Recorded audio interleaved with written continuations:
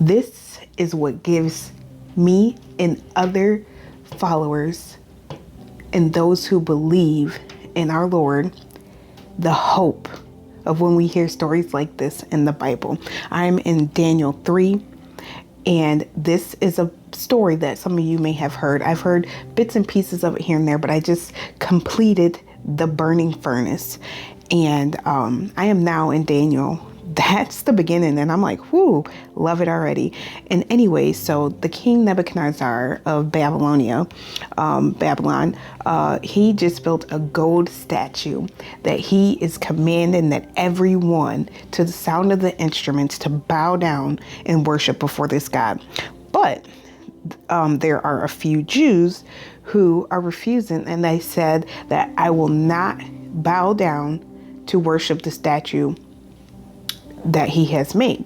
They only worship one God. So let me read this.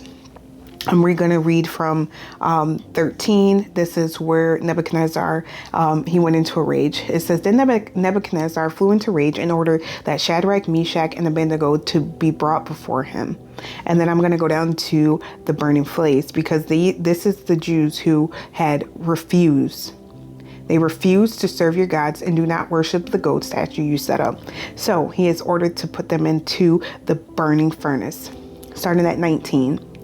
Nebuchadnezzar was so furious with Shadrach, Meshach, and Abednego that his face became distorted with rage. He commanded that the furnace be heated 7 times hotter than usual. Then he ordered some of the strongest men of his army to bind Shadrach, Meshach, and Abednego and throw them into the blazing furnace. So they tied them up and threw them into the furnace, fully dressed in their pants, turbans, robes, and other garments. And because the king in his anger had demanded such a hot fire in the furnace, the flames killed the soldiers as they threw the men in. So Shadrach, Meshach, and Abednego, securely tied, fell into the roaring flames. But suddenly Nebuchadnezzar jumped up in amazement and explained to his advisors, didn't we tie up 3 men and throw them into the furnace? Yes, your majesty, we certainly did, they replied. Look, Nebuchadnezzar shouted, I see 4 men, unbound, walking around in the fire, unharmed.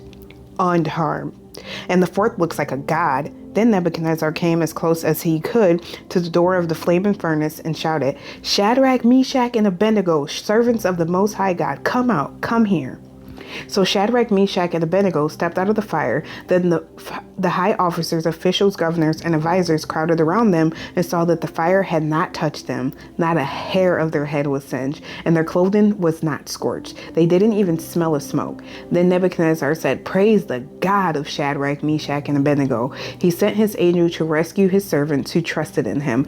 They defied the king's commands and were willing to die rather than serve or worship any god except their own God. Therefore, I make this decree. If any people, whatever their race or nation or language, speak a word against the God of Shadrach, Meshach, and Abednego, they will be torn limb from limb, and their houses will be turned into heaps of rubble. There is no other God who can rescue like this. Then the king promoted Shadrach, Meshach, and Abednego to even higher positions to the province of Babylon. There is no other God. So whatever you think that you cannot be saved from, let this story be hope for you. May peace be with you.